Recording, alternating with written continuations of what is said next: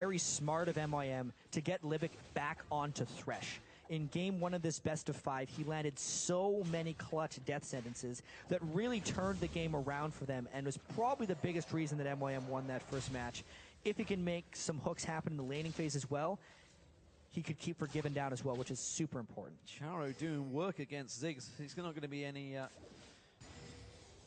He knows exactly what he's up against. The mines, though, being thrown behind him. But with that blue buff given across to Charo, it's something we didn't actually draw attention to, but he picked up the blue buff right at the start. Yeah, Makate decided to sacrifice a little bit of his own farm and give that blue buff to Orianna. In the first 2 games, Charo definitely struggled early on as Ziggs against what was a Kha'Zix, and now that he's against the Ziggs, especially with the blue buff on Orianna, he's kind of turning the tables with the aid of his jungler. And we have seen the Meet Your Makers top lane, or duo laners, whatever you'd like to call them, shoving in against the Copenhagen Wolves, but you can see, in terms of farm, it is Forgiven once again keeping up there. Yeah, he's pretty good. And one thing that happens with Sivir when you're trying to shove in the lanes, every time you turn on your Ricochet, you run the risk of getting minions too low and actually missing the last hits a little bit. So as he's shoving in, he's got to be very careful to keep his farm up.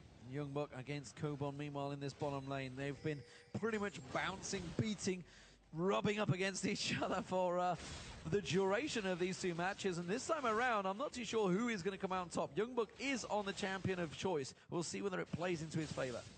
One of the big reasons Shyvana started gaining popularity was to lane against Renekton. They're getting incredibly